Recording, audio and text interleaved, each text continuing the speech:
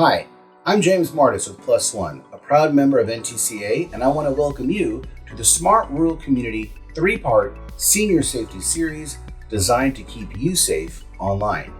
You can expect to learn how to create strong passwords, what to do if you experience a data breach, and how to recognize phishing attempts before they catch you.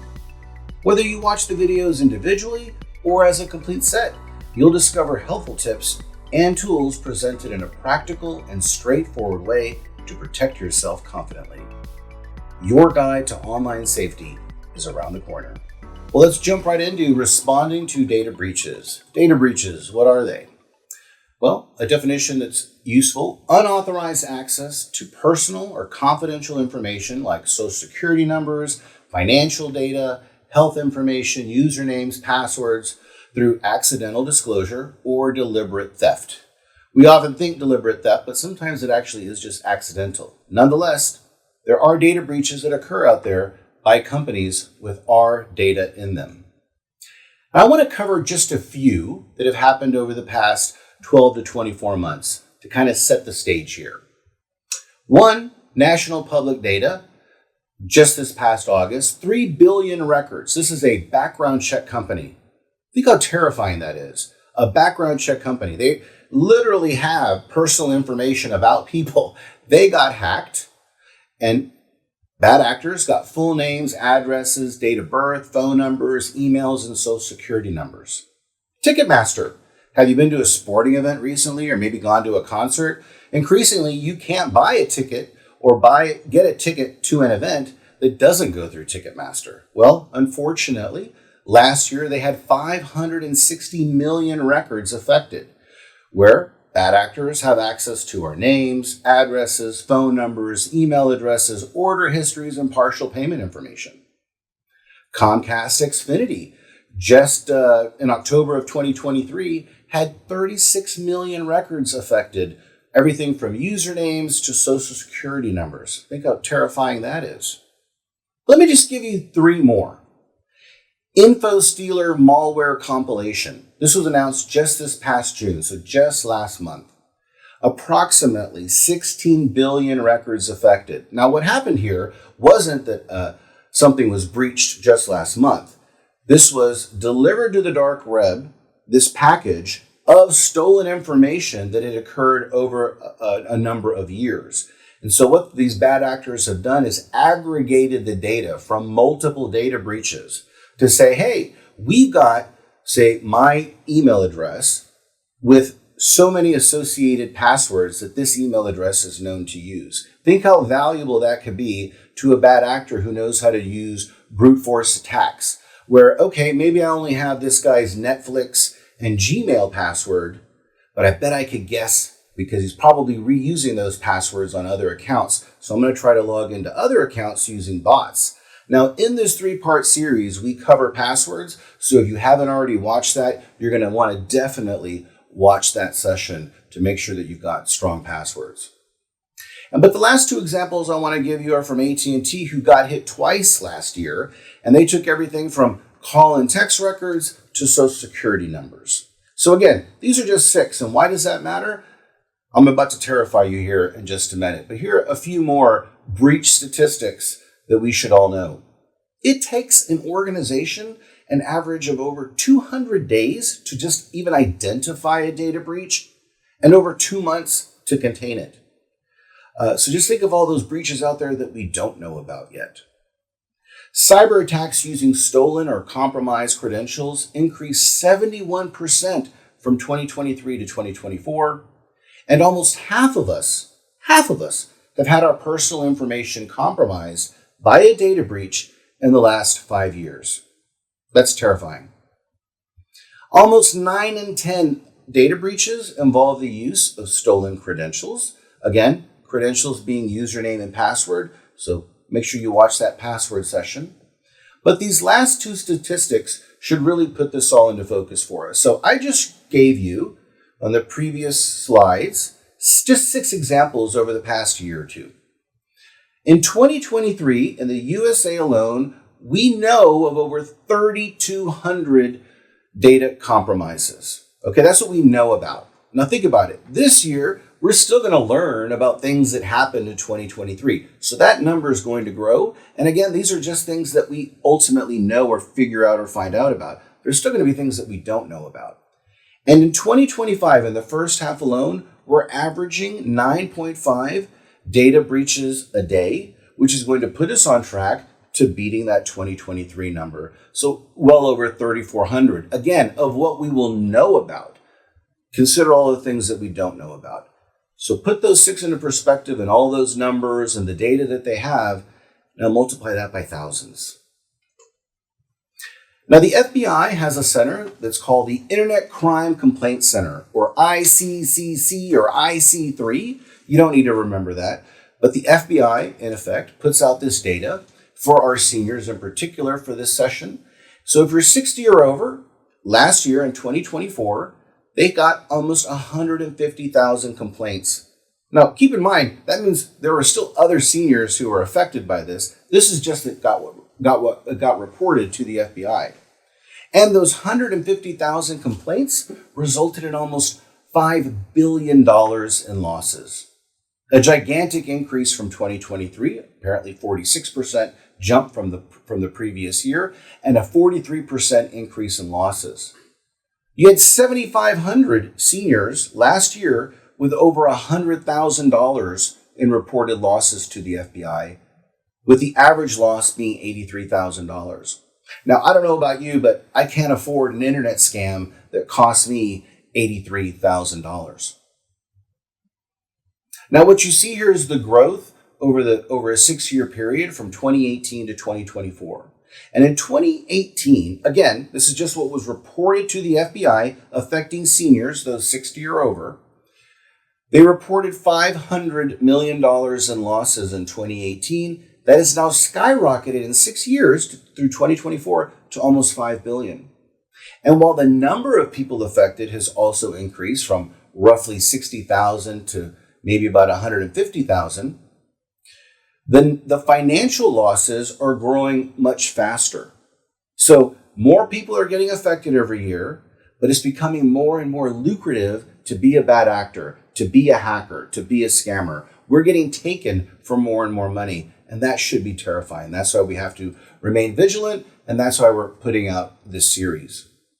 So what are the top scams that are targeted specifically towards seniors? Now, again, according to the FBI's ICCC, this is how they describe the most popular scams targeting this group. Romance scams, where criminals pose as interested romantic partners on social media or dating websites and then take advantage of you, get access to your data or financial data. Tech support scams, we're probably all familiar with this, where criminals pose as technical or customer support for a non-existent problem. Think of that pop-up that's not really a virus, but makes me think that there is a virus, so then I call the number, and then ultimately I end up sending them money or they take money from me. There's also what's called grandparent scams, where criminals pose as a relative, usually a child or grandchild who's in great need. Grandma, I need bail money, or my car is broken down and I'm traveling across country, I need $2,000.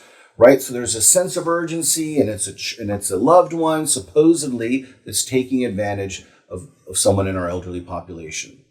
There's also government impersonation scams. Think of this IRS notification or an email or a text message that says, you're about to be arrested if you don't pay these back taxes, and things of this nature. Very popular, very effective at getting us to hand over money to criminals. There are also sweepstakes and inheritance scams, which sounds just like it's named. We are told that we won something or that we are inheriting something, but to get that money, we need to pay a fee or a tax, and then we'll get all of this money, right? Very common, very popular, unfortunately very lucrative for bad actors. There are investment scams that can also be very lucrative. They're usually a bit more complex, but a senior or a person gets enticed into some investment that's really not a real investment, and they ultimately give money over to a bad actor. And a charity scam. Somebody calls me up maybe and says, hey, will you support this charity? The charity doesn't actually exist. I give them money, and now they've taken my money for the non-existent charity. So how can you find out if you have been involved in a data breach? Well, there's a couple of solutions and they're free. And I certainly recommend you do them. You should even start doing them right now while you're listening to me. You can pull out your phone and go to this website. And it's haveibeenpwned.com. That's how you pronounce it. Haveibeenpwned.com. And I've got the URL up here. And if you type in your email address, and some of us have more than one, so use all of them. Even if you're still working, you have a work email address, type in your work email address as well. You'll be surprised at what you'll find out. But I want to show you what I found a couple of years ago with an old account that I had, an old email account. So I put in my email address and it said that I was involved, according to haveibeenpwned.com, in 19 data breaches. One was a stock photography website, not surprising for the line of work that I'm in. I'm not going to go through all 19, but I want to point out one in particular because it's like that massive data breach that I referenced earlier in the session. But it's the third one here, the anti-public combo list. Like that other one that I referenced, this was a combination list. And so what hackers will do is they'll put together other lists of compromised breaches. And so they say, oh, here's James. Here's an email address that he uses, or here's email addresses he uses, and here are passwords that he has used as well. Now, if you've watched our password session, and again, if you haven't, definitely go watch it. You know that unfortunately, too many of us reuse our passwords, and pretty much all of us are guilty of it at some level or another. And the problem with that is that once I am breached in an account where I'm reusing that password, that allows that bad actor to then likely break into my other accounts. And that's why using these kinds of services are so important, because you might think, you know what? I haven't used that service in 10 years. What do I care if they got my username or password? Because one, they've got your username. So now they've got half of what they need to break into your account. And if you're reusing that password, now they've got both parts. And that's why you need to make sure that if you're ever involved in these breaches, you've either closed that account and or changed that password, and likely updated your password as well in any other accounts that used the same password.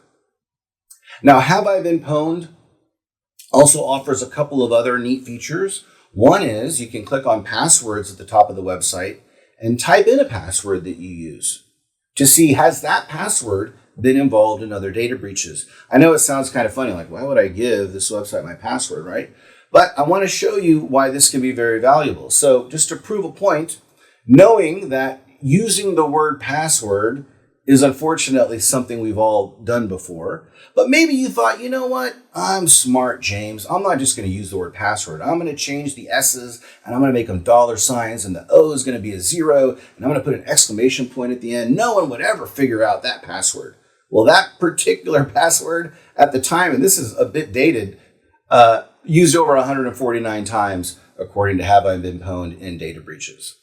And again, if you're using that password more than once, and that hacker or bad actor gets that password in one place, they're going to use that in other accounts to break in to other accounts, because unfortunately, too often we reuse our passwords. They also have a very neat Notify Me feature. So you can sign up. It's free to get emailed should that email address ever come up in a known data breach.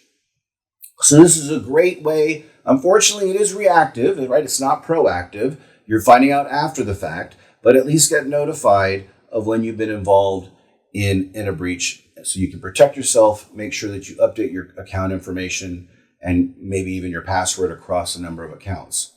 But as I said, there are a couple of services. So there's Have I Been Pwned?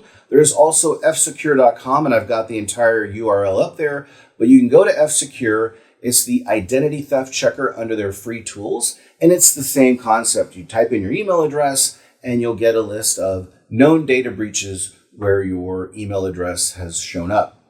Now, I used the same email address, and this actually found some additional breaches, so that's why it's always good to test yourself out on both of them.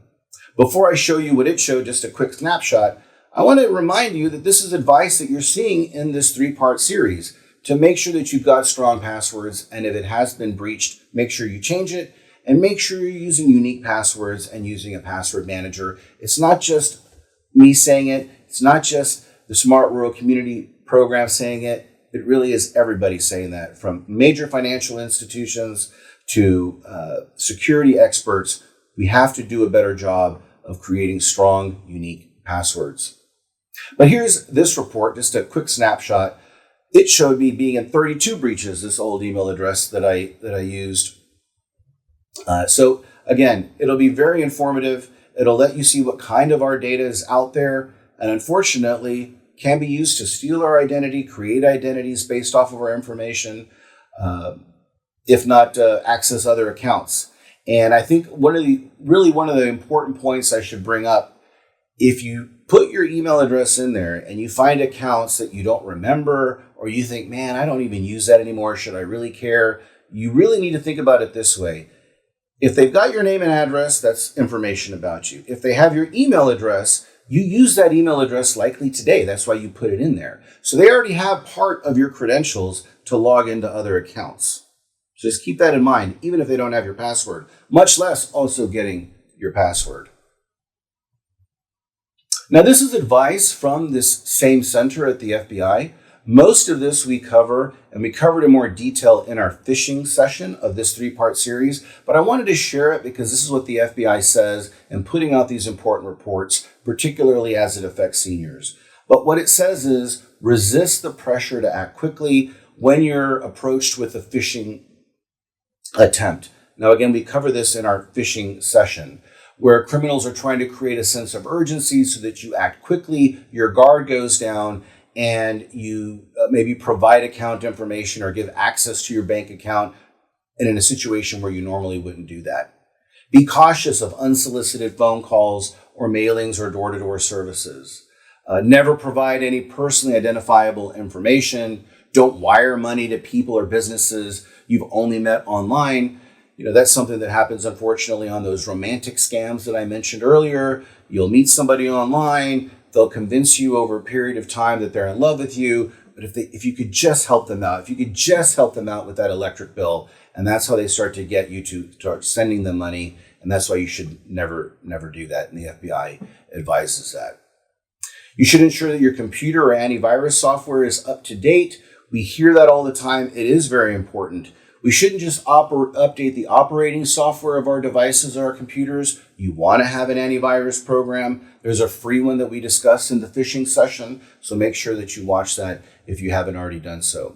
But the last point is an important point, and that's if you have been a victim or you know someone who you think might have been a victim, you should report it to the FBI's ICCC or IC3 at ic3.gov. That way they can begin investigating, and you can protect yourself in the future should you be taken advantage of. Now, if you go to Have I Been Pwned or go to F-Secure and put in your email address and you see yourself listed with some organizations or some companies, it's a good idea to contact those companies, because sometimes if they're, it's your information that was taken in a breach at their company, to make up to you, sometimes they'll offer you free credit monitoring or maybe identity theft service for a year or two, and they'll offer that for free to make up for the fact that their data was compromised and it was really your data that was taken. Make sure that you document everything, because even if it's not a problem today, it might be a problem in a month or two or in a year or two, and you're going to want to remember that so that you can go back and say, well, actually my data was breached here. Maybe this is where it all started. Should you ever have to file a police report or let the FTC know that your identity's been stolen. We've talked about this before in other sessions, but enabling two-factor authentication, or MFA, it tends to knock out the ability of hackers to break into our accounts, because they're going to you're going to require an extra factor to log into your account or accounts, and that usually means getting a texted code to your cell phone. So if they don't have access to that, even if they have your username or password, they're not going to be able to get into that account. Setting up alerts is also really important. So again, if you've been in a compromised website, maybe it's a financial institution, log in, change the password, and set up notifications so that you're notified, hey, there's just a charge. When I go to the grocery store right now and I use my debit card, I get notified before I leave the grocery store that that amount was just charged, because I want to know immediately what's happening on my financial accounts. And that's just a good way so that you can stay on top of maybe any fraud that could be happening. But you can also set up credit report fraud alerts or credit freezes. You should look into them. They're a little different what those mean and how long that they last. But there's something that you can do, and it certainly makes it more difficult for someone to open credit or open a line of credit or even look at your credit. And, if you need to, just depending on the data breach you're involved in. But as I've said before, if you spot fraud, we all need to be a part of the solution to combat it. So if you've been involved in fraud, your identity's been stolen, you definitely want to go to identitytheft.gov to create a plan and to file an identity theft report. It's important for the future so that you can let others know, maybe when you're trying to get credit, I actually had my identity stolen, and that's why I might have some things on my credit report that I'm having trouble explaining because someone fraudulently used my credit. That's a wrap on this session of the Smart Rural Community 3-part Senior Safety Series. We hope you enjoyed learning about these tips and tools to keep you safe online. We would also like to thank our promotional partner, Calix, for their support of the series and the Smart Rural Community Program. To learn more, please visit smartruralcommunity.org/senior safety. See you next time and stay safe.